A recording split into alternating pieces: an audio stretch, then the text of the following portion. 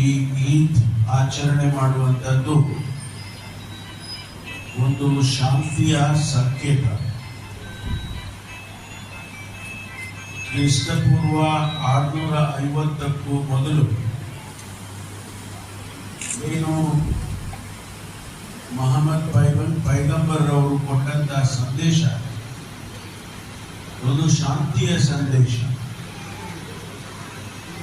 ಬಹುಶಃ ಜಗತ್ತಿನಲ್ಲಿ ಇಸ್ಲಾಂ ಪ್ರವಚನಗಳನ್ನು ಕೇಳಿರೋರಿಗೆ ಇಸ್ಲಾಂ ಧರ್ಮ ಒಂದು ಶಾಂತಿಯನ್ನ ಇಡೀ ಜಗತ್ತಿಗೆ ಸಾರುವಂತಹ ಧರ್ಮ ಅನ್ನೋದನ್ನ ನಾವ್ಯಾರು ಮರಿಬಾರದು. ಶಾಂತಿಯ ಸಂದೇಶವನ್ನ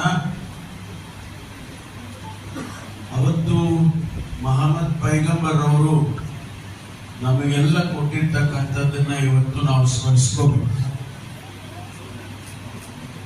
ಅವರು ಆ ಸಂದರ್ಭದಲ್ಲಿ ನಡೀತಾ ಇದ್ದಂತ ಘಟನೆಗಳ ಬಗ್ಗೆ ಪ್ರಸ್ತಾಪ ಮಾಡಿ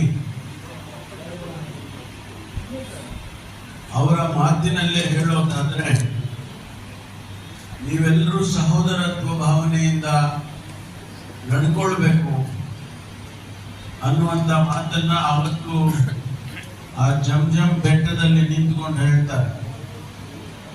ಯಾತಕ್ಕೆ ಹೇಳ್ತಾರೆ ಅಂದ್ರೆ, ಆ ಸಂದರ್ಭದಲ್ಲಿ ಅನೇಕ ಗುಂಪುಗಳಿರ್ತಾವೆ.